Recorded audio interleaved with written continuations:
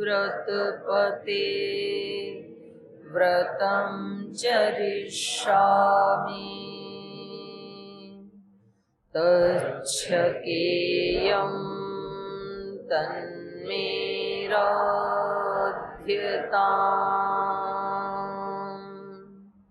इदमहमनृतात् सत्यमुपैमि ॐ सहना भवतु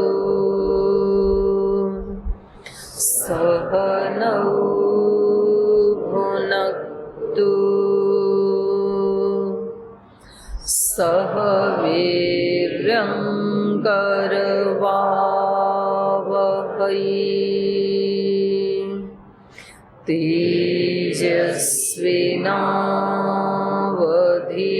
तेजस्विनावधीतमस्तु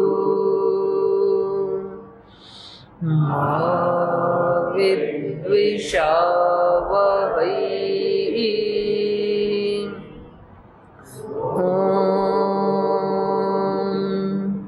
शांति शांति शांति।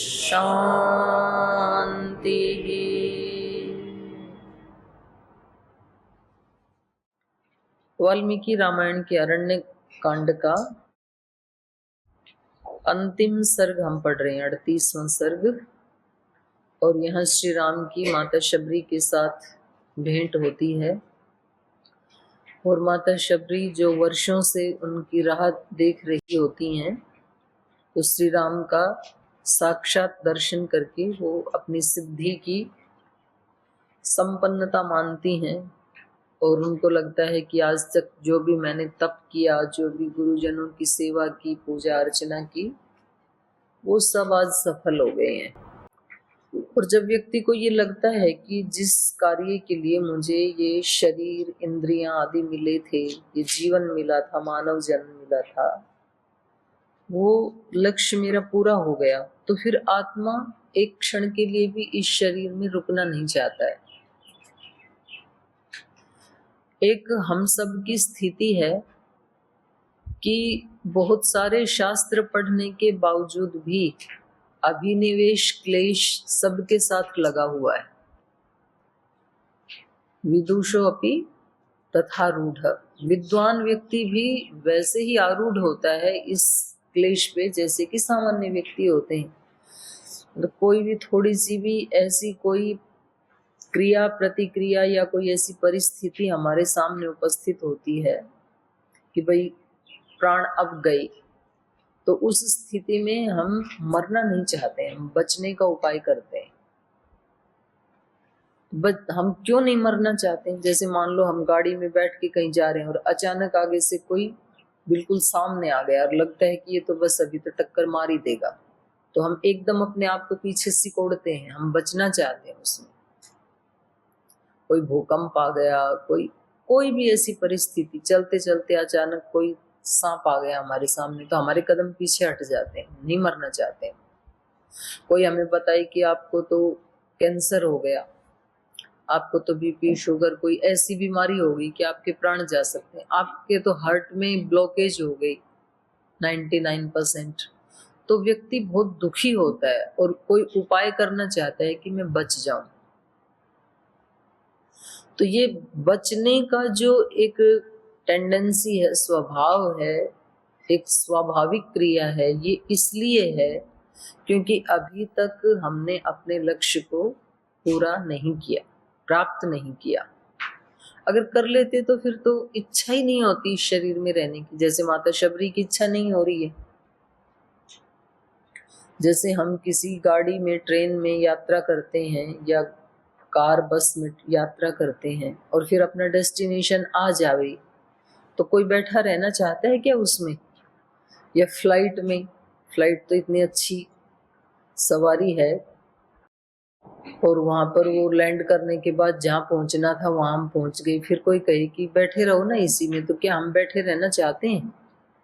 बैठे रहने की तो बात छोड़ो, वो लैंड करते ही जब तक वो एयर होस्टेस कहते हैं कि अभी रुको, तो भी कुछ लोग खड़े हो जाते हैं तुरंत, और उनको बड़ा मुश्किल से रोकना पड़ता है। उनसे कोई पूछे भाई अभी तक भी तो बैठे ही थे 2-2.5 घंटे से, तो और 5 मिनट और बैठ जाओ। नहीं, उनको लगता है अब हमारा डेस्टिनेशन आ गया, तो अब हम एक क्षण भी इसमें नहीं रहना चाहते। जिस ट्रेन में आप 2 दिन से सफर कर रही थी और फिर आपका गंतव्य आ गया, और वो टीटी कही कि देखो कितनी बढ़िया वंदे भारत गाड़ी है, अभी अभी लॉन्च हुई, थोड़ा तो और बैठो इसमें, तो हम कहेंगे भाई हमें नहीं बैठना है, हमें जहाँ पहुंचना था वो हमारा गंतव्य स्थान आ गया है। तो ऐसे इन ऋषि मुनियों का जो गंतव्य प्राप्तव्य जो होता है वो इनको मिल गया, प्राप्तव्य प्रापणीयम। तो उसके बाद फिर ये नहीं रहना चाहते। तो ऐसे ही यहाँ पर माता शबरी भी श्री राम का साक्षात दर्शन करने के बाद वो कहती हैं कि अब मुझे आप इस शरीर से बाहर जाने की अनुमति दे दीजिए, क्योंकि इस शरीर से जो करने योग्य था वो मैंने कर लिया। और जब श्री राम उनको इसकी अनुमति दे देते हैं तो वो अपने ही तप से शरीर छोड़ करके, और उनकी आत्मा इस प्रकार से स्वर्ग गमन करती है जैसे कि कोई ज्वलत पावक, कोई चमकीला, कोई अंगारा, कोई ऐसा तेजस्वी कोई पदार्थ निकल करके ऊपर जा रहा हो। दिवम तो तस्याम यातायाम शबर्याम स्वेन तेजसा, अपने ही तेज से, अपने ही तपस्या के प्रभाव से, अपने ही तप के प्रभाव से जब वो उस शरीर से निकल करके और स्वर्गलोक को जा रही थी, यातायाम जा चुकी थी, तब हितकारिणम एकाग्रम लक्ष्मणम, जो श्री राम के हितकारी हैं और अपने कार्य में सदा एकाग्र रहते हैं। दोनों विशेषण बहुत सुंदर हैं। लक्ष्मण जी की 2 विशेषताएं हैं। एक तो वो अपने कार्य में एकाग्र रहते हैं, तो ये एक बहुत बड़ा साधना का फल है। कोई ऊंचा साधक ही ऐसा कर सकता है कि जब जो कार्य करे उसमें वो पूर्ण एकाग्र हो, वरना तो व्यक्ति को आगे या पीछे की स्मृतियां, या तो पीछे की स्मृतियां या तो आगे की कल्पनाएं, उन्हीं में उनका मन जाता रहता है। आगे की योजनाएं बनाता है या तो पीछे की स्मृतियां उठाता है मन।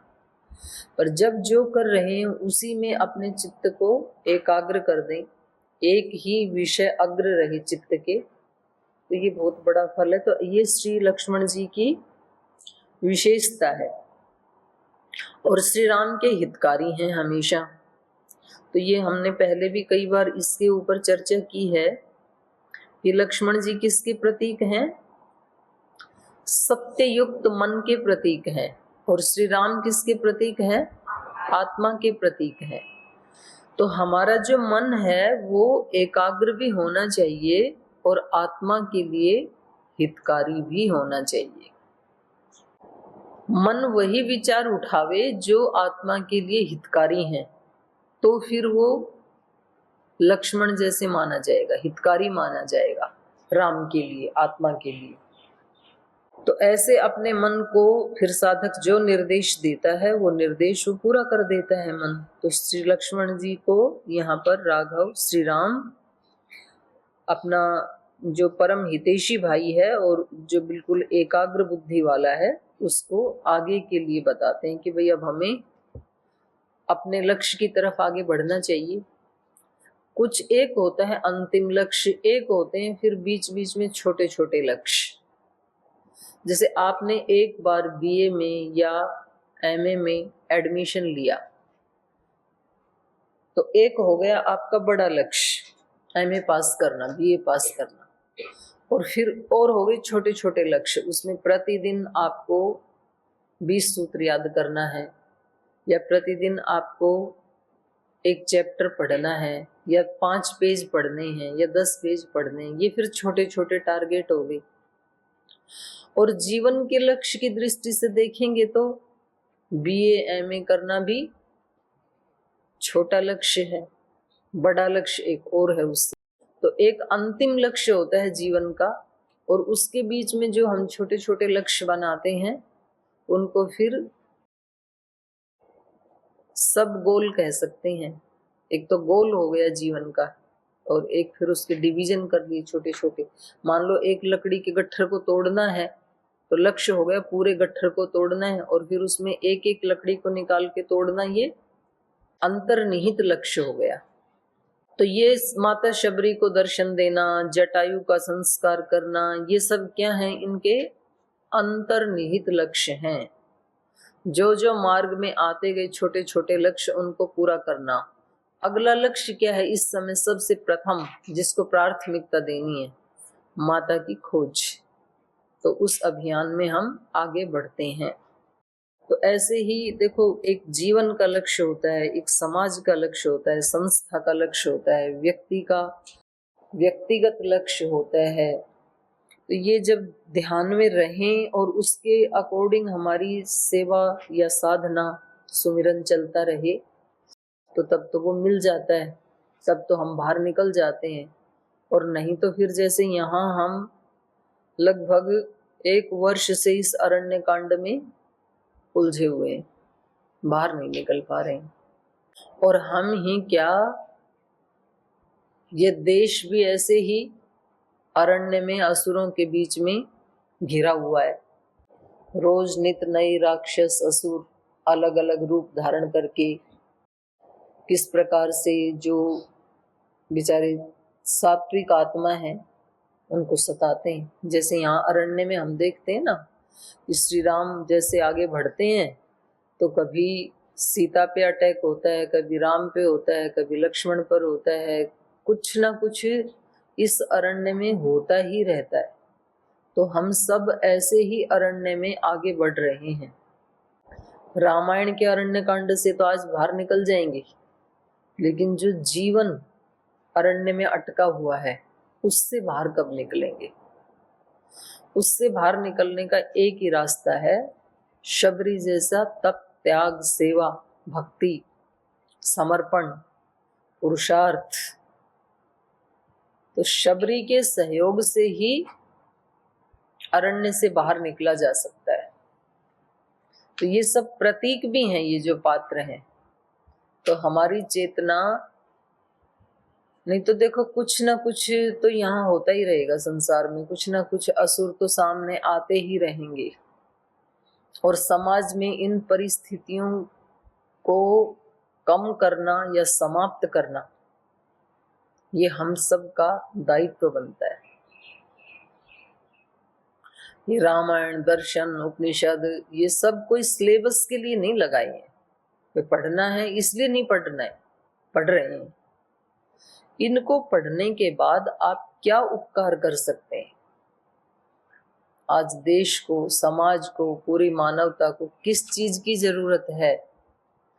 सारा देश बटा हुआ है, समाज बटा हुआ है।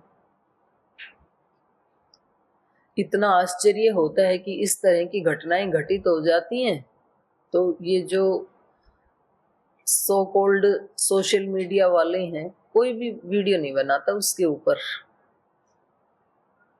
और महाराज जी कोई एक शब्द बोले तो सैकड़ों वीडियो बन जाते हैं। तो ये चेतना कहाँ जा रही है समाज की। आप ना ही देखो तो अच्छा है, पर कभी ना कभी इधर उधर से कोई चीजें सामने आई जाती होंगी। शिक्षा व्यवस्था का ऐसा दिवालिया निकला हुआ है कि जिन शिक्षकों को अपने बच्चों का, छात्रों का चरित्र निर्माण करना था, जीवन निर्माण करना था, वो तो खुद अपना ही नहीं कर पाई, बल्कि वो ही उनका जीवन ध्वस्त करने में लगे हुए हैं। तो इससे ज्यादा घोर कलयुग तो क्या ही हो सकता है। छोटे छोटे बच्चों के साथ जो इतनी बड़ी बड़ी उम्र वाले लोग, और वो भी टीचर बन करके जो दरिंदगी करते हैं, तो फिर कभी तो सिर चकराने लगता है कि भाई इनका तो काम था इनको बचाने का, और इन्होंने तो खुद ही उनका जीवन बर्बाद कर दिया। तो इस सब उसे कौन बचाएगा? तो देखो, सबकी दृष्टि साधु संत महात्माओं की तरफ होती है अंततोगत्वा, क्योंकि ये सन्यासी के ही जीवन का लक्ष्य होता है सब प्रकार की परिस्थितियों में मानवता की सेवा करना, उसको बचाना। और सेवा बिना सामर्थ्य के नहीं होती है। सेवा वही कर सकता है जो सामर्थ्यवान हो, जिसके पास शक्ति हो, और शक्ति उसके पास होती है जो तप करता है और पुरुषार्थ करता है। तो बात वहीं आके अटक जाती है, तप और पुरुषार्थ कौन करे? कुछ लोगों को तो पहल करनी ही पड़ती है। हर युग में होता आया है, ये आज भी है, घर परिवार में भी होता है, समाज में भी होता है। घर परिवार में सबसे ज्यादा तप पुरुषार्थ करने की जिम्मेदारी किसकी होती है? माता पिता की होती है। जो उस घर के बड़े होते हैं ना, उनकी होती है। छोटे बच्चों की ज्यादा नहीं होती है। बच्चे तो बच्चे हैं, उन बच्चों को संभालेगा कौन? घर में 4-5 भाई बहन हैं, पुत्र हैं, पुत्र वधू हैं, तो वो सबसे बड़ी जिम्मेदारी। और माता पिता में भी, उन दोनों में भी देखें तो सबसे बड़ी जिम्मेदारी होती है माँ की, क्योंकि वो उस पिता को भी संभालती है। तो किसी न किसी को तो कभी ना कभी माँ बनना ही पड़ेगा। कभी किसी परिवार में किसी पुरुष को माँ बनना पड़ता है, किसी बहन को, बेटी को माँ बनना पड़ता है। तो इसका संबंध शरीर से भी नहीं है। कुछ परिवारों में जो पुरुष होते हैं वो माँ का रोल अदा करते हैं, वो सबको सहन करते हैं, सबको उभारते हैं, सबका ख्याल रखते हैं। और यहाँ संन्यास आश्रम में तो है ही पूज्य गुरुदेव, हमारी माँ भी हैं, पिता भी हैं, गुरु भी हैं, हमें हर तरह से संभालते हैं ना। तो आप लोगों को समाज में जो परिस्थितियां चल रही हैं उनको देखते हुए भी अपनी साधना की धार को थोड़ा सा तीव्र करना चाहिए। क्योंकि ऐसे ही सोए रहे ना तो वो जो आग बाहर जल रही है वो इधर आते हुए देर नहीं लगेगी, और फिर वक्त नहीं रहेगा। इसलिए किसी के भी जीवन में प्रमाद नहीं होना चाहिए। और खास करके जो साधु सन्यासी हैं, और उनके जीवन में कोई बड़ा लक्ष्य होना चाहिए। उनका ऐसा जीवन नहीं होना चाहिए जो दिनचर्या बता दी सुबह से शाम तक वो हम कर रहे हैं, बाकी हमें कुछ नहीं पता। वो भी अच्छी बात है, लेकिन ये इतना तो पता होना चाहिए, अप्रत्यक्ष रूप में ही सही, सबकॉन्शियस माइंड में ही सही, कि भाई कोई सामान्य कार्य करने के लिए हम साधु नहीं बने। कुछ तो जो हमारे गुरु का विराट कार्य है उसमें हमें विशेष भूमिका निभानी है, तो उसके लिए हमें विशेष एकाग्रता की आवश्यकता है। ऐसा भाव तो होना चाहिए, तो ही हम अपने गुरु के हितकारी हो सकते हैं। जो लक्ष्मण जी के विशेषण है ना, ये हम सब पे भी लागू होते हैं, ये दोनों विशेषण। क्योंकि जैसे लक्ष्मण जी श्री राम के मिशन के लिए जीते हैं एक एक श्वास, तो शिष्य जो है वो भी किसके मिशन के लिए जीते हैं? गुरु के मिशन के लिए जीते हैं। तो गुरु के प्रति हित की भावना और अपने चित्त में एकाग्रता की भावना, ये दो विशेषताएं होना परम आवश्यक है।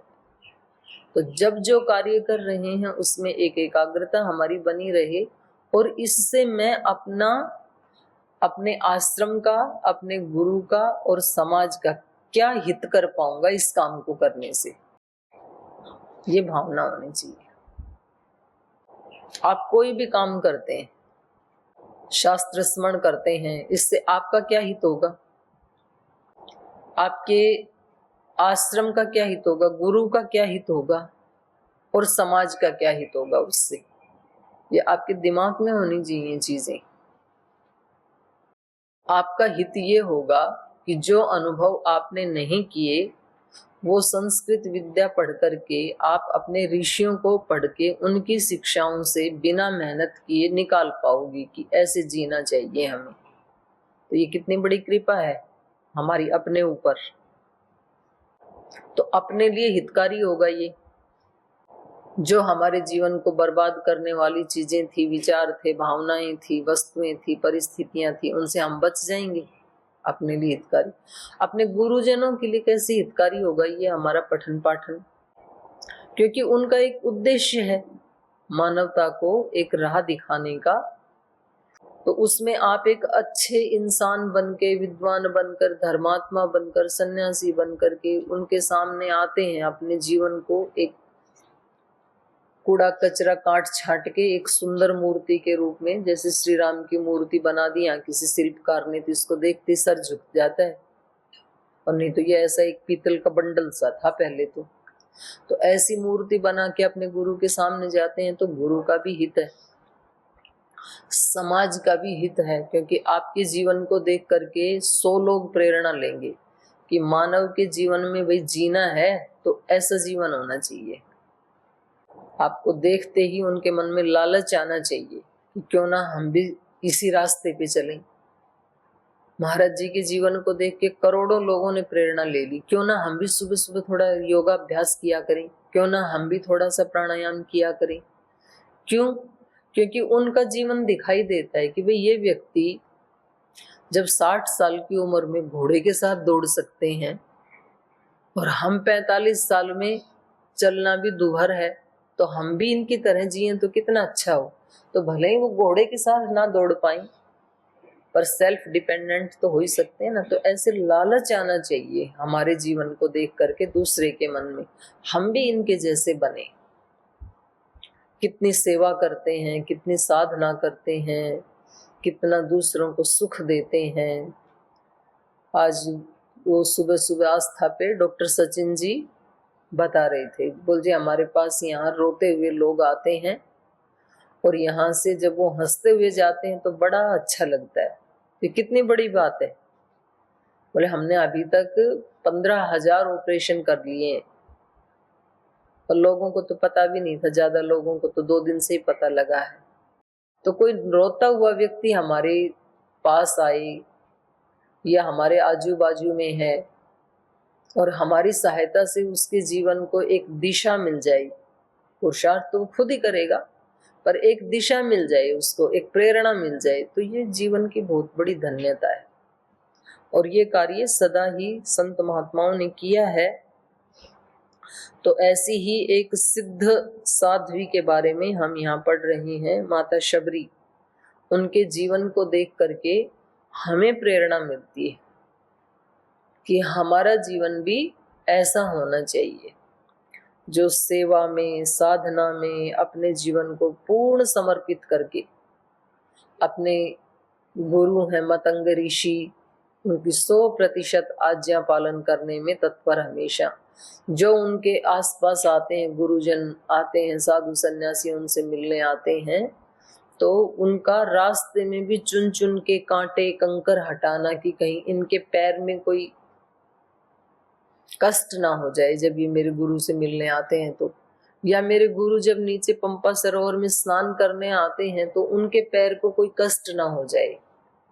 तो देखो इतना ध्यान रखना। एक तो होता है दिखावा और एक होती है सेवा की भावना।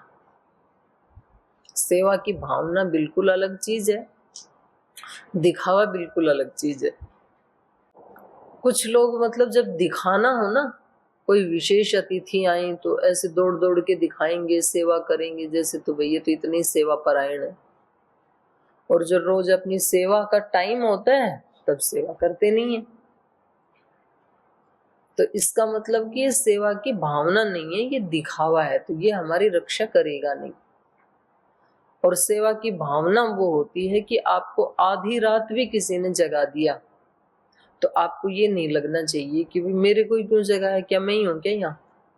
अच्छा, कुछ लोग तो ऐसे भी हैं यहाँ पे, बोल जी हर बार मेरे को ही काम बताया जाता है, और भी तो है यहाँ ऑफिस में। फिर मैंने कहा ये तेरा सौभाग्य है कि तेरे को ही बताया जाता है, क्योंकि काम हमेशा सेवा किसको दी जाती है? जो सेवा करता है।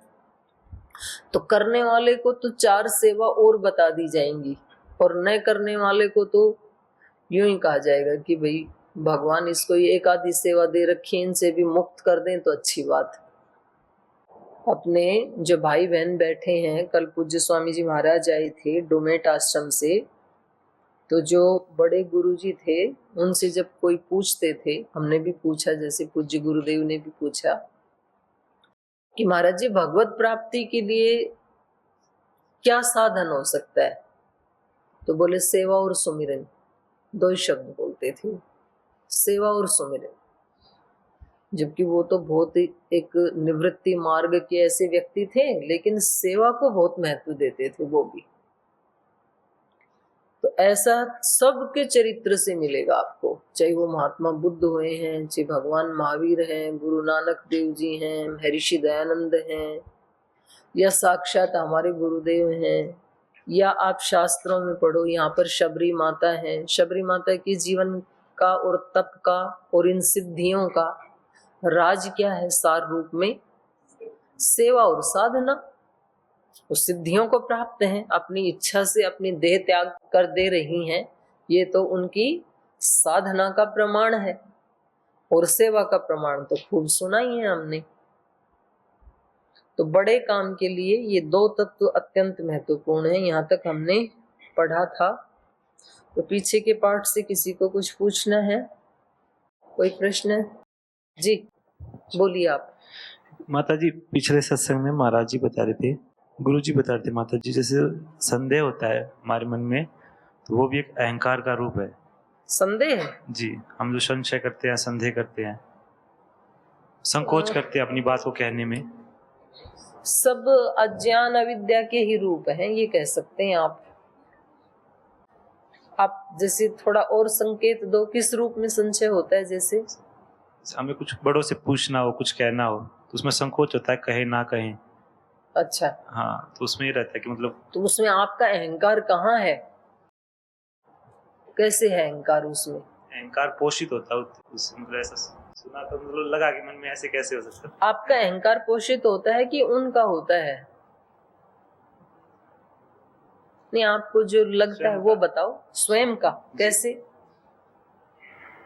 ये ऐसे आता है कि कभी कभी तो ये पूछने की बात तो नहीं हो सकती शायद, या पूछे तो फिर कैसा लगेगा सबके बीच में, एकांत में पूछे या फिर सब। नहीं, ऐसा तो नहीं लगना चाहिए। देखो, कभी भी कोई भी प्रश्न गलत नहीं होता है, बशर्ते कि वो जिज्ञासा से ही पूछा जाए। एक तो ये होता है ना कि चलो भाई अगले व्यक्ति की टेस्टिंग करते हैं, इसको कितना आता है, तो वो तो गलत ही होते हैं, चाहे वो बाहर से देखने में कितने भी अच्छे प्रश्न क्यों ना हो। वो प्रश्न, क्योंकि उस व्यक्ति का उससे कोई लेना देना ही नहीं है, तो वो तो गलत है। पर यदि व्यक्ति को खुद ही अंदर से ये लग रहा है कि इसके बारे में थोड़ी स्पष्ट जानकारी हो जाए तो अच्छा है, तो वो प्रश्न फिर कोई भी खराब नहीं होते, वो अच्छे ही होते हैं सब। जो वो छोटा प्रश्न का क्या छोटा और क्या बड़ा, वो तो पूछने वाले के ऊपर है भाई, उसके लिए तो वही बड़ी चीज हो सकती है। हो गया आपका?